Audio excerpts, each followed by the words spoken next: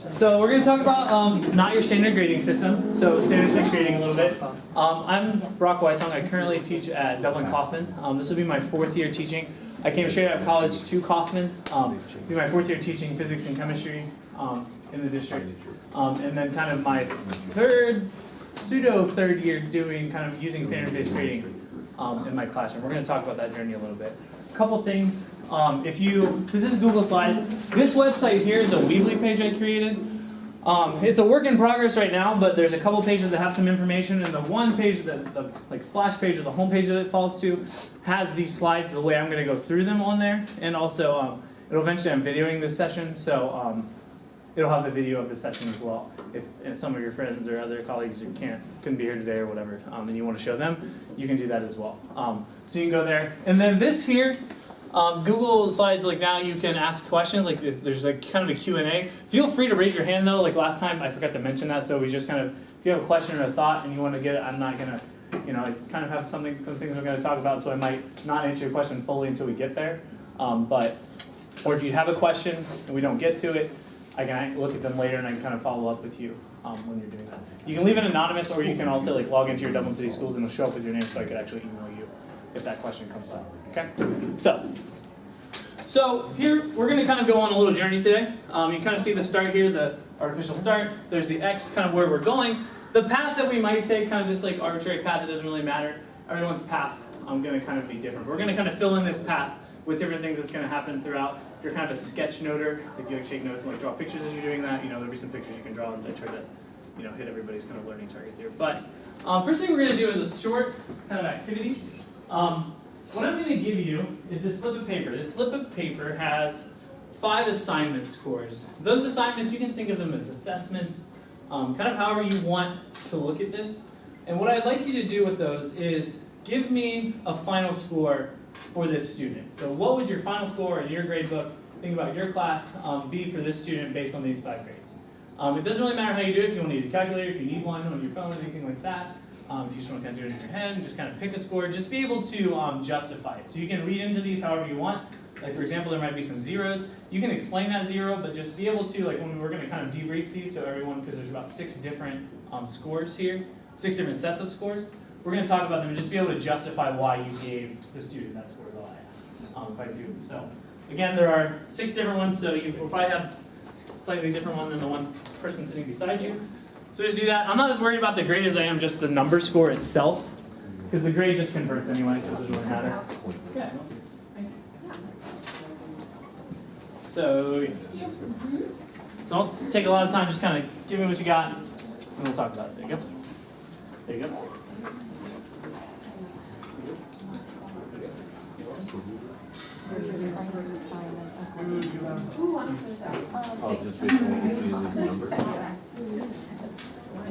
Anyone else still?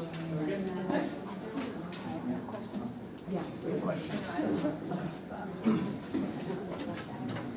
going to do that just kind of quickly. Don't spend too much. Yes, Miss. Oh my goodness. You math people. Assume whatever you want. We're going to talk about it all. Yeah, just kind of assume whatever you want with this. I know I'm that teacher that's not going to give you any kind of like, answer your question with a question. Oh. How do you assume that these assignments are? You can kind of assume whatever you want. Oh, sorry. I didn't hear that. Sorry, Rob. No, you're that fine. annoyed. No, you're fine. It's okay.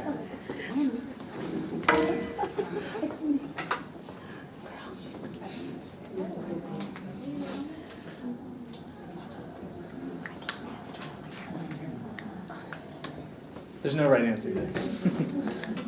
Thinking too hard. Whatever you write down.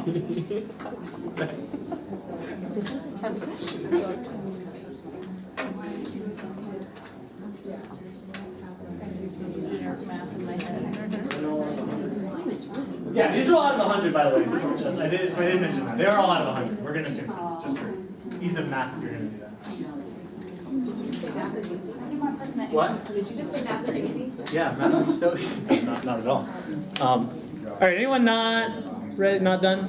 Begins. Okay, so we're going to go through these 6. So I'm going to post them up here. So kind of when yours gets up here. So the first one we're going to start with is the one that starts with 59, goes all the way up to 99, kind of 10 points at a time. Who had that one and would like to share what you gave the student? What was their final score you gave them? Go ahead. You. I didn't do the average, but I gave him a B plus at the end. Okay, so what would that be like? What would a B plus be? What would the number Like be? a 87. Okay, an 87. Right? 87 for B plus. So why B plus? So why did you? How do you? Like if I thought of it as a progression of learning, like assignment 1 is week 1, week 2. Okay. Not all like they're growing. Yeah. But I couldn't give them an A per se because you're acing it, but you haven't been acing it. So B plus Okay. is close to an A, Gotcha. Okay, cool. right? Go ahead. Again, based on, so I looked at it as if assignment 5 is a comprehensive view of all of the other assignments, Mhm. I said their final score would be a 99. Okay. So we'll put You're that too up nice, here. girl. Well, if the goal is Does anyone else have that? I know there's got to be a couple. What did you do here? I did the same thing as. So the 99. No, I did the 87. Okay. Yeah. Anyone else? Someone else? Okay. Next one. So kind of the opposite. We start at 99 and work our way down to a 59.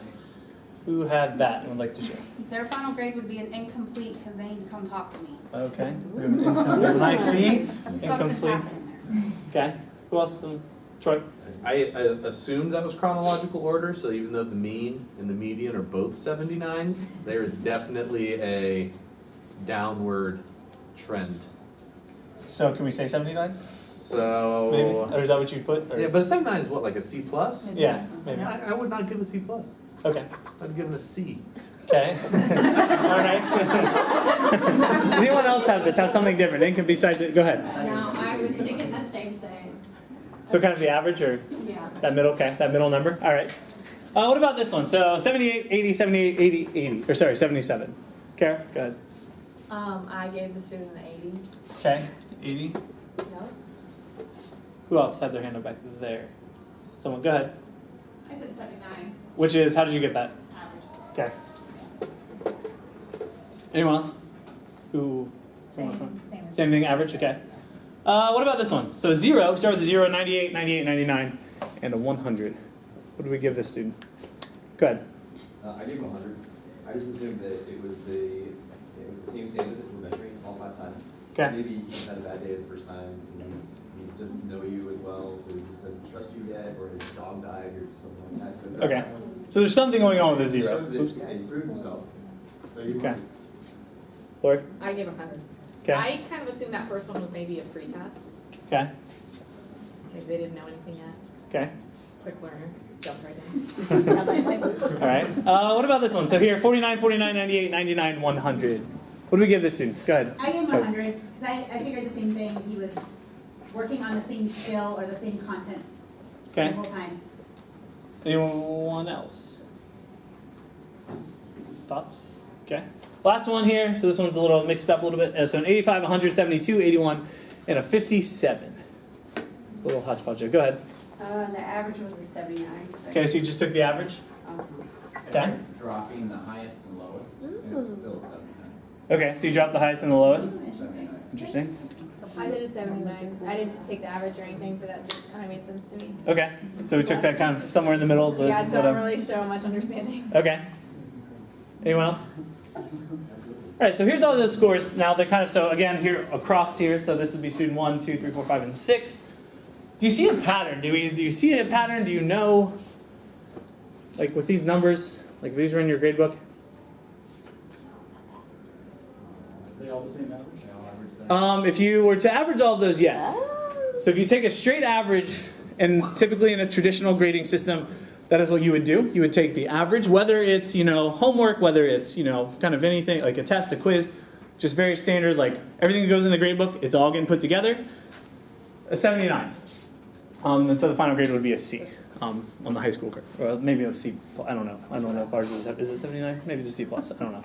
But what are thoughts about that? Those are 5 very different students. And Okay. they have a very different story. The kid that had the 0 one time, who knows, he may have been absent. Mm-hmm. Didn't do it, but he's clearly rocking something. Okay. Versus the kid that, like Troy was describing, that was on the downward project. Okay. Good. It puts equal importance on every assignment, Mm-hmm. and doesn't really describe what that assignment actually is Okay. assessing. And so there, you know very little about the student. Okay, good, go ahead, and I'll come to you. I was just gonna say, like, I was wondering what the weights of the assignments were and Okay. like the importance of the standard being covered and Mhm. how often, because 3 of those could be on one standard and the other 2 could be on 2 different standards, so like, what's the emphasis for that quarter or that period of time, or, Yeah. I just wondered that. I Okay. don't really have any answers, that's why I was. Yeah, no, I was like, You're fine. give me more information. go ahead. Same thing Stephanie said, he said the weights, we weigh our weight. Yeah. I do.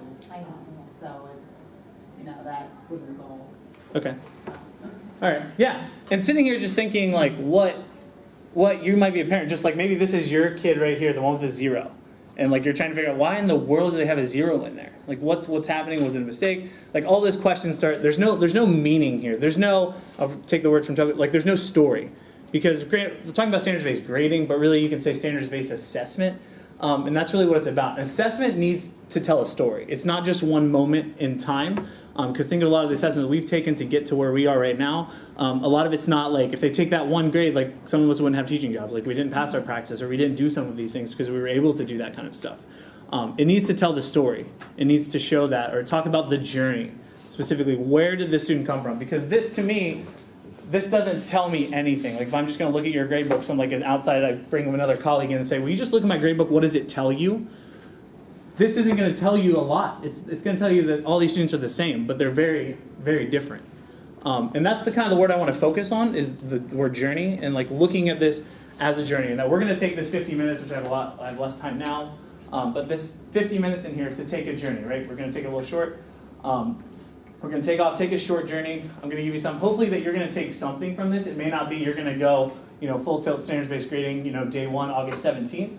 But there's something you can do and start to implement and start to move in that direction. But then some of you are going to probably be sprinting through the airport with me after this 15 minutes, and we're trying to get that connecting flight, and you want to do that. Like you want to figure out how can I do this in my classroom. There's nothing wrong with either of those. It's just that you're going to take something is my main kind of objective here, which is probably is for a lot of speakers anyway. Just that you're going to take something, but as we start to move towards this, hopefully more and more you can move towards this in your classrooms. But focusing again on that word journey. So we have our brain there, and I'm going to talk about my journey specifically, like my own personal journey, like how I got here, because I didn't just wake up like one day and be like, hey, standards-based grading, I'm going to do it, and that's what I was going to do. So it's been a journey. So May 2013, graduated college. There's my family and I on graduation day.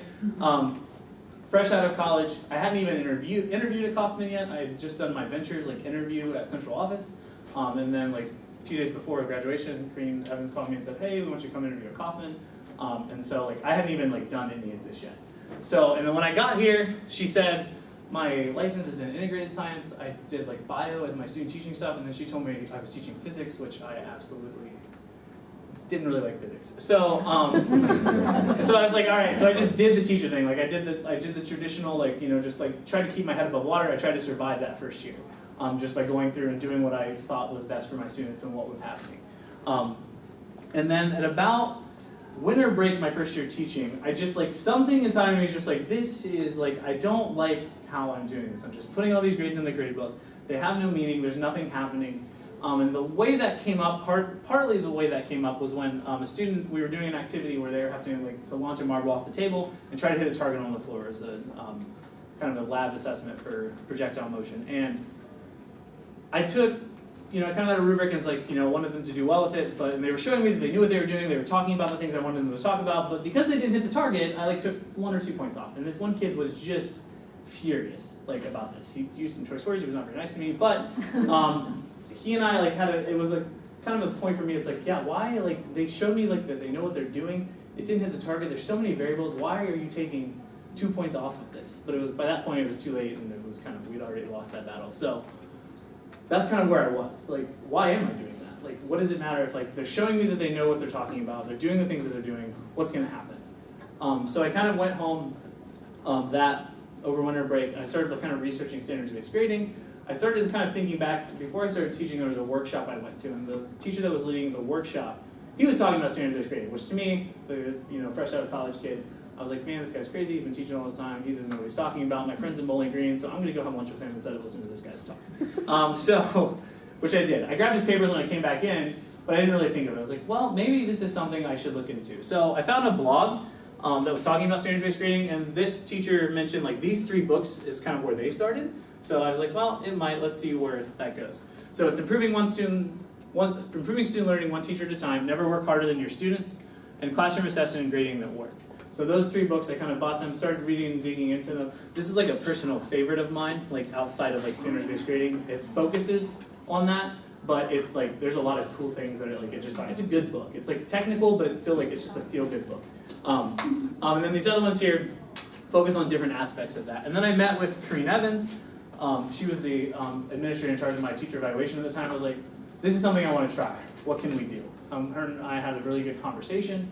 And she said, why don't you like just try one of your classes, maybe to make sure that you can do this, which is what I did. So I took one class, I said, let's do this. I took one unit, one class, and said, hey guys, we're gonna try this. I double graded everything so I used my traditional, but then I was only giving them the stuff that was standards-based, like kind of grading, and it was a complete crash and burn. Like it looked good paper, and it was just like, I thought it was good, and but I took a lot from that. Like it was a crash and burn, but I was like, all right, I think I know how I can make this work, maybe. And so I kind of just put it on the side, put it on the shelf until summer, and said, all right, let's go back to this and like look at some things and what can I fix and what can I do. So that's when we get to the 2014-2015 school year. And these are what I like to call my test subjects. So these 4 classes, my 4 physics classes that year, I went full standards-based grading with them. I was teaching a chemistry class at the same time, and it was a new prep, so I went very traditional, which that makes your brain hurt, like trying to be very like standards-based grading, like that kind of mindset in 4 classes, and then 1 class was like very traditional, very that kind of mindset. So it was really tough, and that's a whole other story, but we went through first semester doing standards-based grading, and then I kind of got to a point where, because of the other prep, there's some things I wanted to change and wanted to reflect on. I just didn't have the time to do it.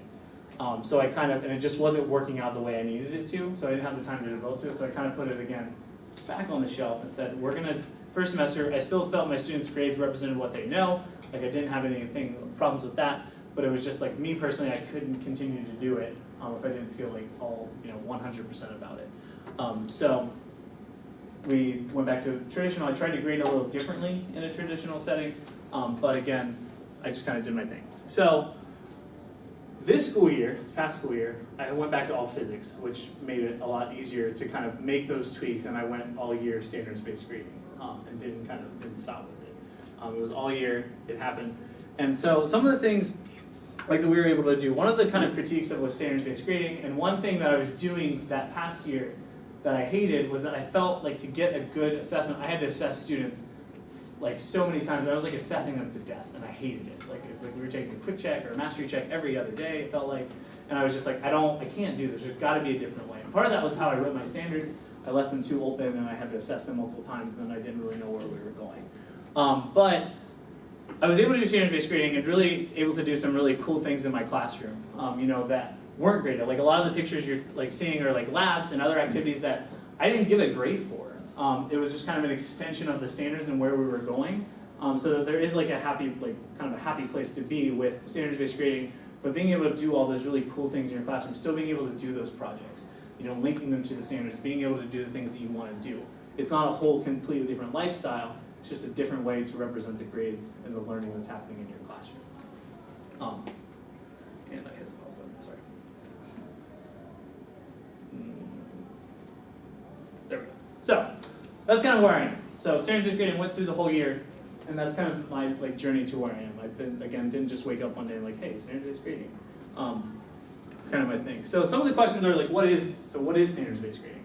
Some of you may have an idea or have heard the term, but may not know what it is, and you're just kind of interested in that. So, it's a form of grading that gives grades meaning. It offers consistency, focuses on the learning, allows for students to self-assess and reassess and understand how to break down a standard, an objective, or a skill. And it represents what the student knows and is able to do. And it goes back to give grades meaning because everything's on the same playing field. What's being assessed. And like we're going back to what we're talking about. If I look at your gradebook, or a student goes into your gradebook, or a parent does, what's a 14 out of 20? What's a 16 out of 20? What did the student know? What didn't they know? What do I need to reteach? It gives those grades meaning for you, it gives the grades meaning for the parents, and it gives the grades meaning for the students as well. And being able to do those things. And again, offers consistency because there is a rubric style kind of to it. And you're not arbitrarily like, this kid's getting a 16 out of 20, this kid's getting, it gives a more objective a way to grade and like offer that consistency for the students. And again, it focuses on the learning. Because that's all that kind of really goes into my grade book. When I'm assessing them and doing those things, and I'm going to talk about that more. The mastery checks and the things I do, that's really one of the few things, one of the only things that goes in the grade book is that stuff, not all of the other stuff. I'm not putting everything I do in the grade book. It allows for students to self-assess and reassess, breaking down that, which is an important skill that I'm still getting better at trying to get my students to do. But how do they match up to the standards? How do I self-assess? Like, I have this standard, okay, how do I know if I know it or not? It was a skill I didn't have, like, going into high school, to school I didn't have going into college, which I could have really used my first semester of college, that I didn't have, because it was not good. So, and then, without sparing any details. So, represents what a student knows and is able to do as well. It's very concrete in that. So what it's not, and this is kind of more of some of the critiques of standards-based grading, or the things that you'll hear if you say, I'm doing standards-based grading, these are what some people might say. That it lowers expectations for the students. And really, it doesn't. Not at least in my classroom, and I don't think it does anywhere.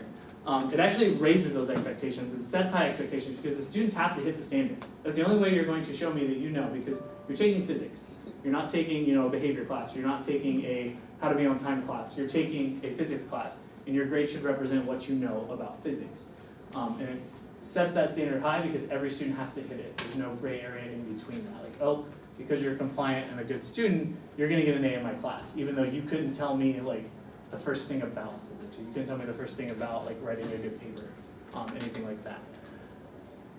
The complaint will be from a lower level, like from my level especially, well, they're not going to do this in college. Middle school will be like, well, they're not going to do that in high school. Well, they're not going to do that in elementary, so on and so forth. But the thing is, it gives those students the skills that they need to be successful at that next level. Because looking at the standards, they can self-assess themselves. They know how to break down a standard. And again, this is something I'm trying to get better at, working with my students, like how do we do that? And having those conversations with them, so that when they go to a college course, and they see these things, and the teacher's doing what they're doing in class, or the professor's doing what they're doing in class, they can start to look like, okay, here's the skills that I'm going to need to be successful with this specific thing, being able to do that. And it doesn't penalize students for income or behaviors. So extra credit for supplies and tissues. I know, and that made it where it's like mixed reviews on that, I think, but you're setting the students back that can. And in Dublin, we're a pretty affluent district, so it's not typically an issue. But like where I went to school, like my parents were well off, but other students were not. And I'm put at an advantage over those other kids because I can bring in the tissues, I can bring in those things. So I'm already starting ahead of them. When we could have the same, assessment scores, I'm going to get the A, they're going to get the A minus or the B plus because they didn't bring in tissues. Which again goes back to it's physics. It's not can your family afford to bring in all those extra things, or the participation, the tardiness. Like there's a place for that, and like you can assess that, without scores and things like that. But how do you, putting that where it needs to be, not to reflect their grade, because their grade should show what they know about the class, not everything else. So that's kind of very basic, like what it is, what it isn't. Where we're going now, I have the ice cream up here. Nice summer day, right? So, because the term I'll use is like choose your flavor of standards-based grading is the way that it works. Way that you'll kind of hear that, because standards-based grading, it's more like it's a mindset in a way, like a way you're going to assess and a way you're going to grade. But that can look different in every, like the philosophy is the same, the ideology is the same, but how you do it in your classroom is very different. Like all the blog articles I've read, all of the other articles I've read, all the books I've read, I do it differently than a lot of those books and those other teachers do it. But it works and it still fits into the ideology. We're going to kind of go through like, how could you start to do this in your classroom, like if you were wanting to do that. So the first thing and the most important thing, and this is where like I struggled again when I did it, like for only that one semester, was unpacking the standards and setting them so that they are very specific and they are not vague. so that you are able to assess what the students know on that specific standard. Can you give an example of how specific you use, like Yes. a standard you use, so we can just hear how specific it is? So, like for example, I'll jump ahead for a second. I can determine the net force acting on a charged particle. So, which that's a physics, so if you're not familiar with physics at all, really, that may be something like foreign to you. But, so like I could change this, like I can determine the net force acting on a charged particle. Or an example I gave on the website, like the Weebly, is if I say the standard is, I can play basketball well. Like a physical education standard. I can play basketball well. Well, first of all, the word well can mean a lot of different things to a lot of people. Like Michael Jordan's like, I can play basketball well, and like a first grader who just picked up a basketball, his definition of well are two very different things. But if you look at that, there are actually more parts to that. So like there's dribbling, there's shooting, there's passing. Those could be your standards, like a dribbling standard, a passing standard, something like that. If you can break it down a little more, which I'm going to use an example throughout this here in a minute that you could break down more, but I'm still going to use it because it kind of works in my head right now. So, which could be a little more specific if you wanted it to be, now that I think about it. But either way. So, being as specific as you possibly can, because the more vague you are, the students aren't really going to understand, like, how do I, and if you go to write those rubrics like I did, like, you're going to be like, well, this could be a 2, this could be a 2, this could be a 2, this could be a 2, this could be a 2, and like, you've got all these criteria, and it'd be a lot harder for you to grade and assess those things when you want to. The students wouldn't know, like, okay, what do I need to do to be successful with this standard? And they're the end point. So that's where we need to get these kids, these students to. We need to get them to these standards. I like to think of them as a launch point though, because they allow you to do a lot of other things once the students know what they're doing, like what they're talking about and able to do those. For example, like we go through, like most of our year, about 3/4 of our year is spent talking about motion and like how things move, like all the forces acting on them. What if they move in a circle? What if they move as a projectile? All of these things. At the end of that, I spend about 3 weeks, I just turn the students loose and they use a computer software program to build like a roller coaster. And they're applying all of this stuff that they've been doing, and they build that. I have 3 weeks, like I am completely like hands-off. It's project-based learning, if you will, but that they're doing it. I might help them a little bit with the program itself, but the actual building of the roller coaster, it gives them all these like safety readouts and things like that. They have to build it and make it safe, and they have to use physics to do that. So it allows me to do that because I know my students are where they need to be. And those standards, again, we don't like get there, stop, and like, all right, let's go to the next one. Let's pump through as many standards as we possibly can, and then maybe we'll have some time at the end of the year. I build in that time, and if there's some things at the end that I kind of have to push through and I get to, I will, but I won't sacrifice some of those things where students can actually apply what they're doing.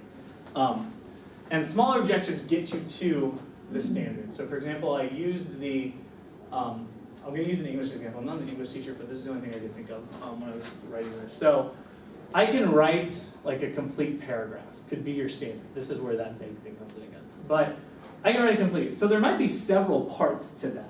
But like, your standard is they have to be able to write a complete paragraph. Maybe in like 4th, 5th grade, I don't know English standards again. So maybe that's what they need to be able to do. And then in 2nd grade, they were supposed to write how to write a complete sentence because that's part of, or what are the parts to a good paragraph? Like those can start to be your mini lessons, like your lessons you're going to teach. So I'm going to teach them, here's the content knowledge, here's what makes a good paragraph. Well, maybe the students need to be able to write a complete sentence. Do my students know how to write a complete sentence? And you can start to build in some formative assessment and doing some other things to make that kind of happen and make sure that you understand where they are in order to get to that standard. I'm going to jump those books again, but I'm going to jump ahead. They do a really good job of talking about unpacking the standards, those 2 books specifically, but so everything you do in the classroom is linked to the standards. Once we unpack them and we have them, everything needs to be linked to them. You're not doing anything for just the sake of doing it. And those smaller objectives assist in your daily planning. So formative assessment is going to be huge here. And making sure that, going back to the English example, they have to write a complete paragraph. But I need to know, do they know how to write even a complete sentence? And being able to formatively assess that to get to where I need to be. So a little tangent, I'm going to go. Formative.com is my personal tool of choice. I think it's the most powerful tool if it's used correctly, and they're making it even more powerful with the 2nd version they're releasing later this week or next week. I can't remember when it is. I know it's soon. But GoFormative.com, so it's web-based. There's no app for it, but it works well. The new version that's coming out actually is going to be much easier to use on a tablet or an iPad or something like that. But it's desktop oriented, so you go to the website.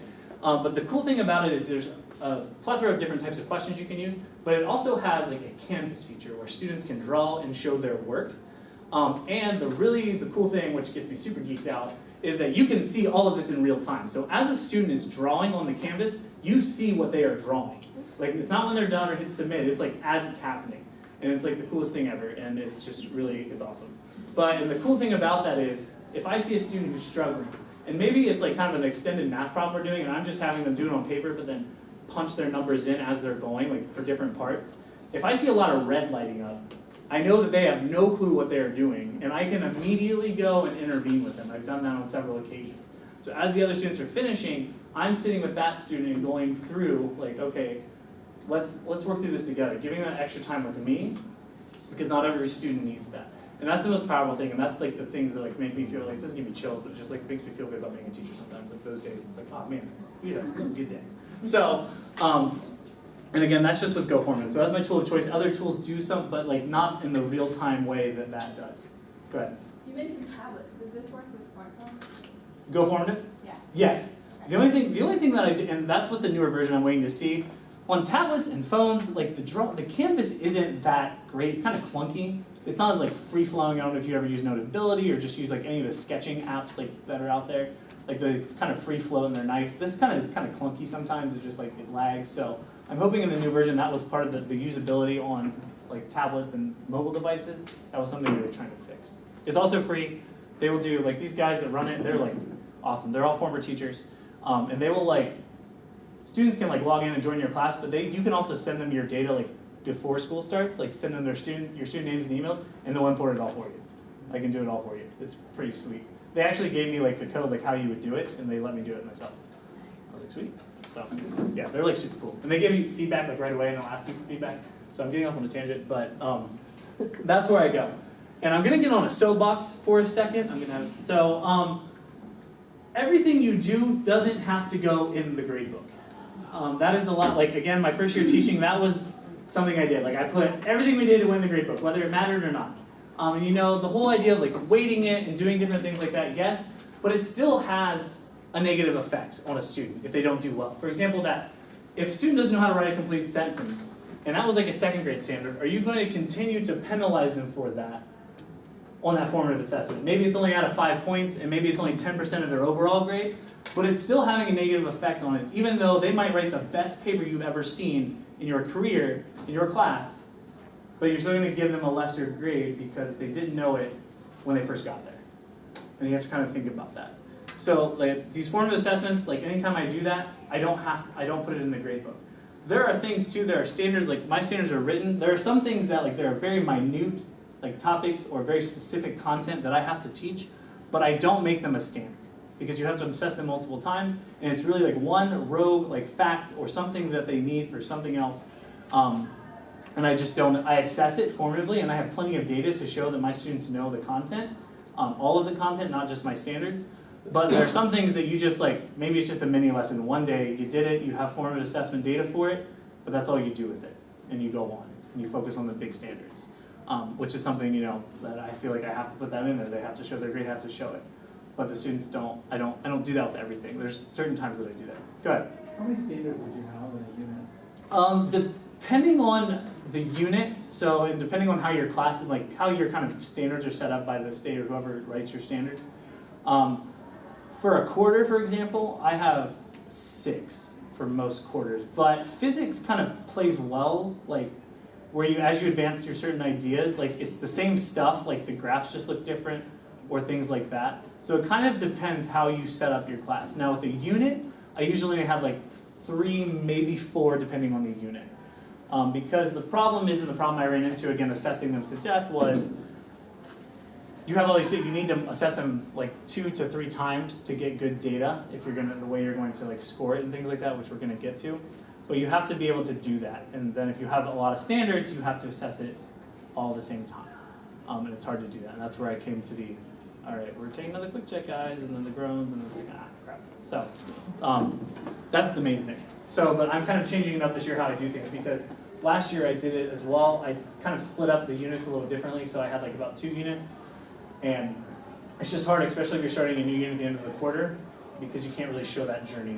So you have to kind of like put on the brakes, or you have to like go fast through it or something like that. So it just kind of There's sometimes at the end of a quarter that I get a little stressed, but I've kind of found ways to make it work. And again, as long as you're honest with your students and they trust you, you'll be in a good spot.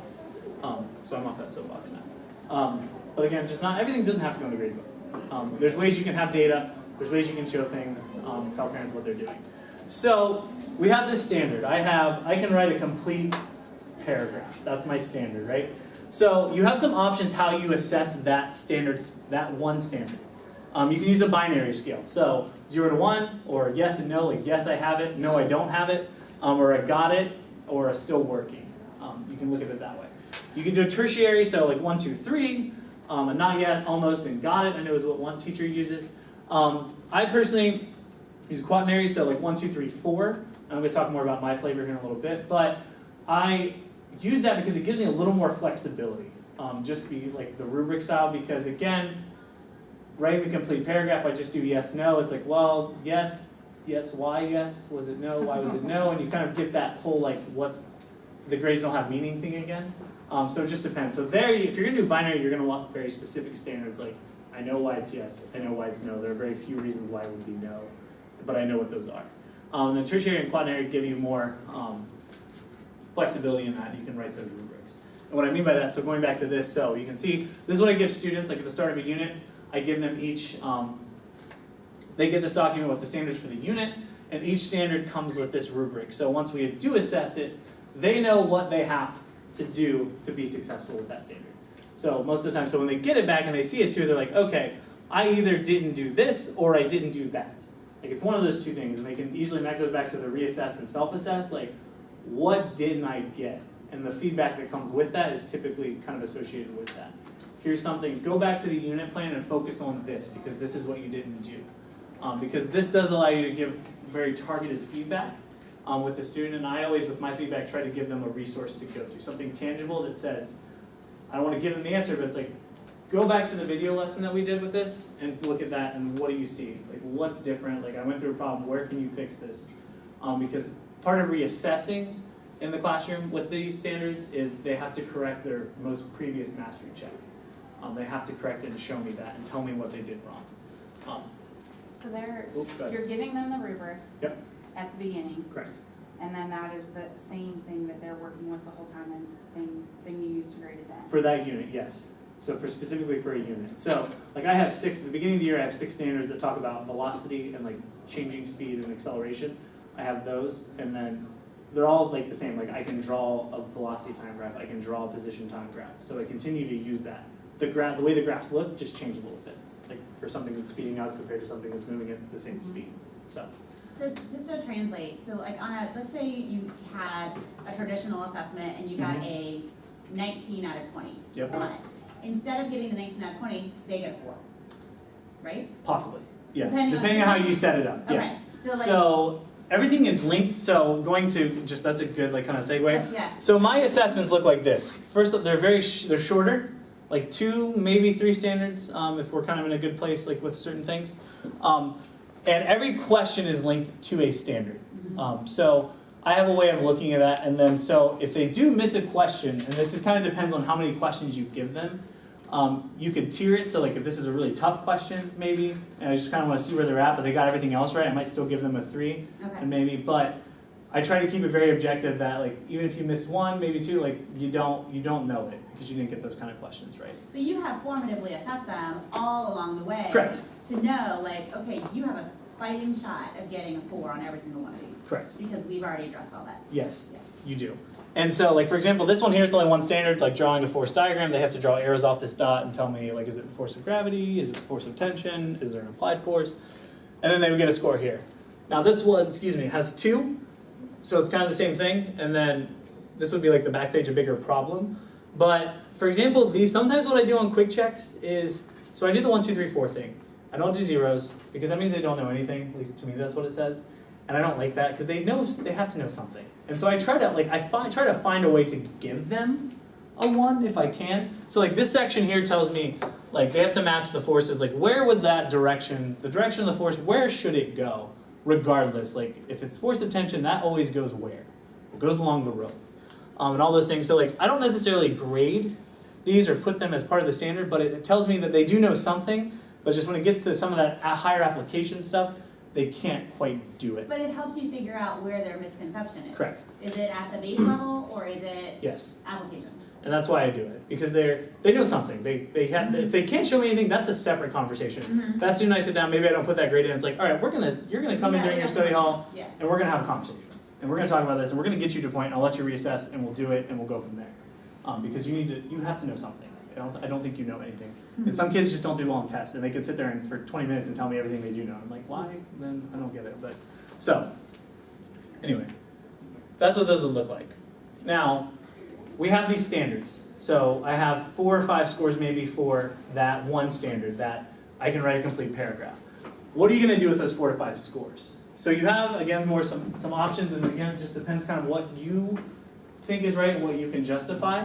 So the median is 1, so putting them all in order from lowest to highest. And then that's what I'm going to be using this year, and I'm going to explain why I'm going to be doing that. Most recent score, obviously the most recent score. A weighted average, which is what I use in 15 and 16. And then the mode, so whichever one's more abundant there, you can take that.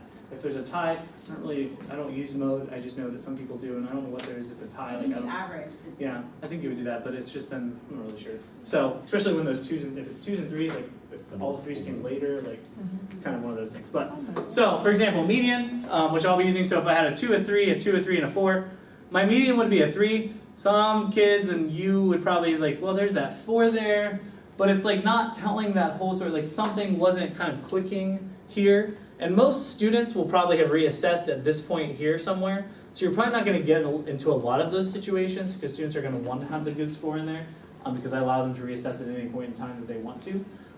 There's a process for that. But a weighted average, so if you're not familiar how that works and why this is I'm going to explain why I switched away from this. Yes, it gives the student the higher score. However, it's really complicated to explain to the students, and they don't really, it takes away that meaning piece, which I think is the more important thing. It takes away from the meaning of, because to get this score, what you first do, so if I have these first 2 scores, I take 75% of this score, which is a 2 something, I don't know, and then I take 25% of this score, which is a 0.5. I add those 2 together, that's my new score. So then I get this third score. I take 75% of that, 25% of that newer weird number score, and then keep going down the list, and you can see like where it gets like, there's like, what did you do? Like I'm getting a good grade, but like I don't care about anything else. Like they don't understand it, and that's what I don't like sacrificing. They don't know how they got it, so they don't know how to duplicate that process. Correct. They don't know how to duplicate the process. They don't really know like, well I did well, I guess that means I should have a good grade, right? But it doesn't give meaning like what do you really know? Which is why I'm going to the median. It's simple, it makes sense. Most students will be able to kind of, unfortunately, they all play the game no matter what grading system you use. So the game, if they want to play the game, they can play the game a little easier, calculating that.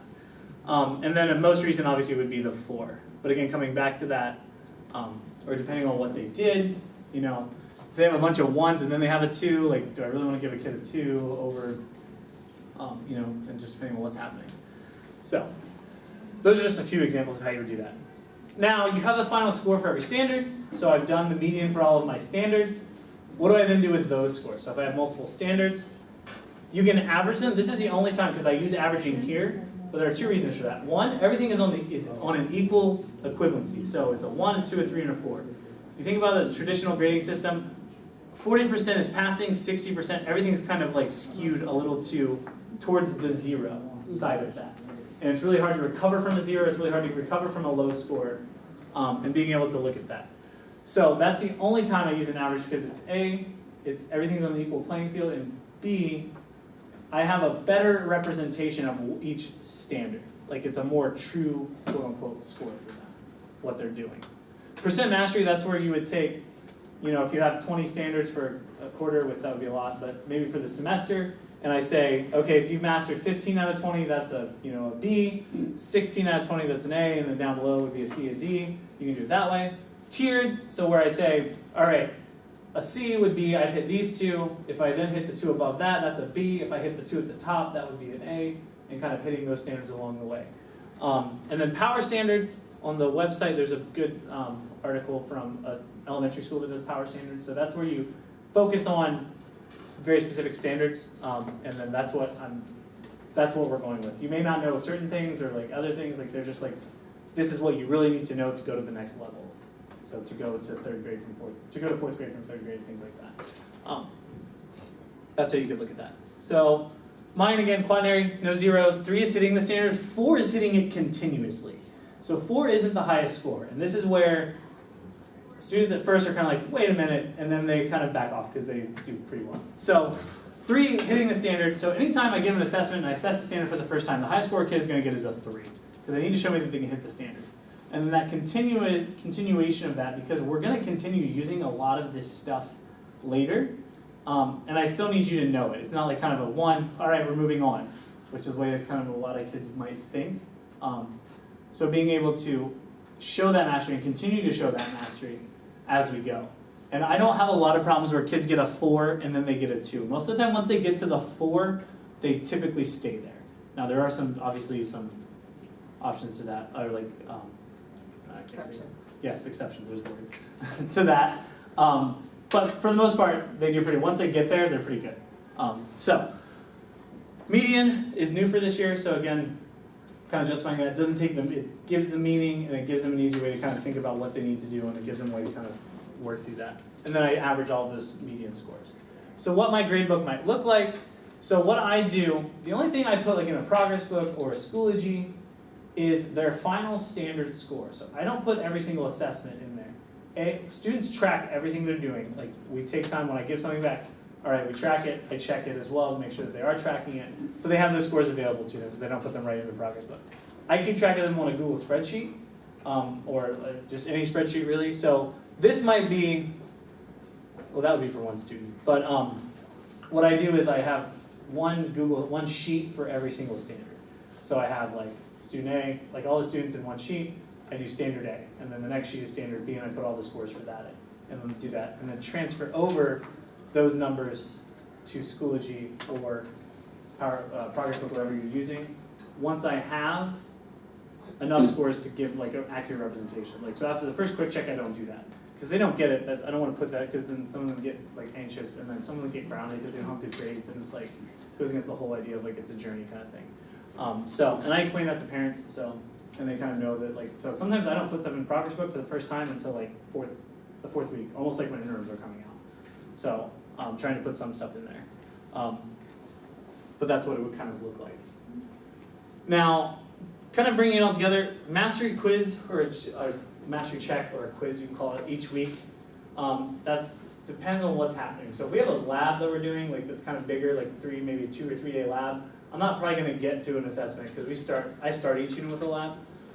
So it just kind of depends on what you're doing. But again, you want to be able to assess every standard at least 3 times, if not 4, depending on what, or 5 even, depending on what system you're going to use or what flavor you're going to use. You have to kind of, again, figure that out. Student tracks are great on a unit plan, track them in a Google Doc, and I move to Schoology. I kind of already talked about that a little bit. Reassessments are student initiated. So again, back to the playing the game part of it. If they want to reassess, like there are some kids that have like a 95, which is an A, but they want a 99, which, you know, it is what it is, but they want to get that higher score, they still have to go through the same process all the other kids do. So they have to show the extra practice, they have to do something to show me that they still know it and what they're doing before I let them take a reassessment. And I usually like give a day between, so like they can't do the extra practice and then come take the reassessment on the same day. They know that, and then coming into it and like scheduling with me and figuring that out with them. For kids that are not doing as well, maybe they're not hitting the learning targets, they have to do that, but that can be the extra practice. We can do that together. We can do some time, like spend some time together doing that. Whatever we need to do to make them successful when they're doing that. But everything is able to be reassessed at any point, time to time, and it's for full credit. Go ahead. How many different versions of things do you have to have? Typically, at their leisure. Yeah, it's a little like easier depending on what's going on. Like if it's graphs and stuff, like it's you know, if we're drawing a lot of graphs, like velocity time graphs or position time graphs or something like that. I don't have to have a lot of versions because I can just have the like template, but I can just change the way the graph looks. I can draw the line pretty quickly. That's why they have to give me like a day notice before they're going to do it. And then usually I don't spend a ton of time doing a lot because I just change the little things up. And over the like last couple of years, I have different versions. I can just copy and paste some stuff from different places as we're doing it. Well, especially because your assessments aren't really long. It's not like Yes. you're writing a 5-page test. Correct.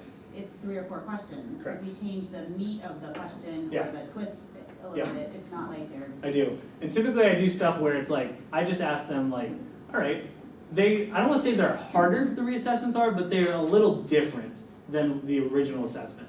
Like I might tell them to, like give them a bunch of graphs and they just need to match them, but then when they do the reassessment, I'm gonna be like, okay, give me a written explanation or draw me a graph that represents this or shows this. It's different, so that hitting the same standard, like the same skill, they need to be able to do it forwards, backwards, it doesn't matter, but they can show that still, is important, I think.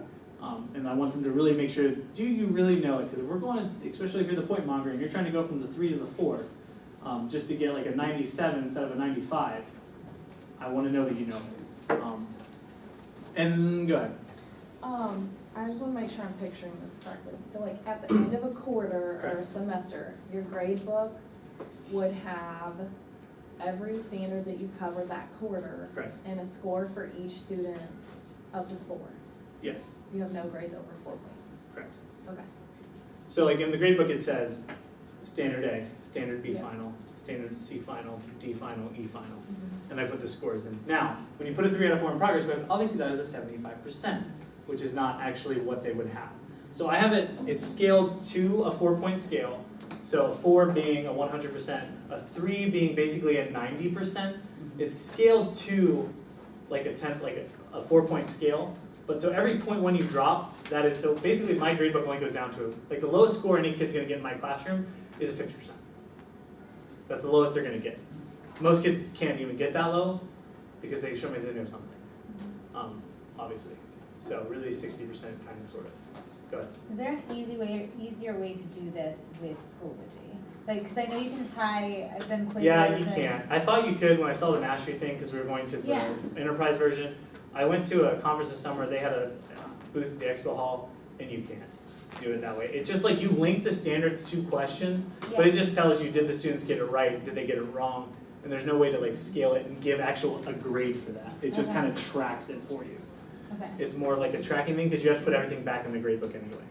okay. So you, go ahead. Did you change your grading scale in progress book? No. No. So the only thing, what you have to do in progress book, this is a lesson I learned the hard way because I didn't really think about that, and I was like, put a 3 out of 4, and I was like, wow, that's 75%, that's really good. That's not good. And so you have to just add 6. That's it for day 1 of Leadership Academy. Thank you all for coming. We'll see you bright and early in the morning. 8 o'clock is our start time, and we will have door prizes, so be there to claim your prize. Thank you. You have to get it to a 10-point scale. So basically you just add 6 to whatever their final score was. Okay. And that's what I put. So I put 10s in. So like if they have a 3.2, I put a 9.2. So it becomes a 92. Gotcha. So I just add 6. And the students know that, so they kind of know what they have. So they know that going into it. And just I say, hey, it's going to look a little different. Just whatever you have, add 6 to it. Could you just put that on your rubric from the get-go? What? This, like, +6, so you have a 9, 10, you have an 8, you have 7. You could, I guess, if you wanted to, but it just kind of like takes away I'm from just like, thinking middle it's school just, kids will be like, I don't know what. yeah, true. So, yeah, and just kind of understanding what the numbers are. So the other thing is, I don't do homework, or I should say I don't do graded homework. Like homework does not go in my grade book, anywhere. There's extra practice typically. We spend a lot of time in class doing stuff, and if students want to prepare for an extra, like a quick check or a mastery check, whatever they're doing, they can do that extra practice. It's up to them. It's also, I have these mini conferences at the mid-quarter right or interims. So today we're doing something like, very independent that they can work on their own. I sit down with them, it's like, all right, here's our standard scores, here's where we are. All right, you have a lot of like 1s and 2s right here, like what? Have you done the extra practice? It's a conversation we can start to have. And say, okay, students, like where can we go? I put the keys up, I make sure they're checking it, and that's kind of where we go from extra practice to reassessing. Putting extra practice there, they have to do it, they have to show me they did it, and that they did something to improve. They can't just reassess for the sake of reassessing. I'm gonna just blaze through. Okay, so if you wanna look at this, some things students are saying. So, one thing they did say, my grade trip when I know about physics, and that's it. And then like this is agree, and this is all agree, there's a sliver of disagree, which that was just one punk who I think just wanted to be difficult and make, but I can be given one opportunity to show what I know about a standard, again, agree and disagree, very small sliver of disagrees. Small assessments over 1 or 2 standards, some kids like big assessments, that's where the disagree comes in and strongly disagree, but the smaller assessments they like, because they have opportunity to show, and they have opportunity to recover from that. When they get one like big test a quarter and they fail it, they're like, well, game over. So, some of the things that they've said, I did an exit survey with my students this year. So this is the data I used to kind of initially the first year when I was like, maybe I could do this, like when my first year teaching. This was this past school year. I did an exit survey at the end of the year and asked them questions about the grading system. A lot of them, like with the system itself, you know, it doesn't seem to do well in one part, you don't fail. If you end up doing poorly, you can reassess. Reassessing itself, I think it stinks because if you master it, your grade should show that. I really don't like the fact that students don't receive full credit. The question was kind of more if you don't get full credit for being when you take a reassessment. I know that there are teachers that kind of may or like they average a score, they don't like give the kid the full mastery score. Like they ace it and then they still get like a lower score than that because of one reason or another, however they do that. This kid here, this is one that I wouldn't really have expected a really wordy answer from, and he gave me like a big, like everything, all the questions I asked, he did this. So he was very kind of, and where it says make me mad, he used some other choice words there, but we could have a conversation about that. But so making the test make or break is unfair, and the student just felt that was unfair. Being able to do those things, you know, if she sees a poor grade in progress book, I feel bad, I feel stupid because I'm constantly looking at one of my lesser moments. There are a lot of things that affect, you know, just one test. So it's all make or break. You know, if I have a bad day, my grades are ruined for that, and it's hard to come back from that because you're putting equal weight on everything. Homework, so students don't like homework. I talk about homework, my other show box is homework. Parents, plain and simple, just communication's key. I don't have a lot of pushback from parents when I'm doing this. Like I don't get a lot of the, you know, oh, this is not what they're going to do in college or things like that because I teach mostly juniors and seniors. That may be because I do that. To parents, like putting stuff in progress book not until like interims. Like most of the time the parents could care less. Like they don't even check progress book until interims. If that, they check at the quarter. The kid's doing well, right? Or the kid's doing well, they don't really care that much. So just being sure that you communicate with them. I try to invite parents to open house and make sure they're there because I spend a brief amount of time talking about it. And just hopefully attempt to, it's going to make their life easier. So.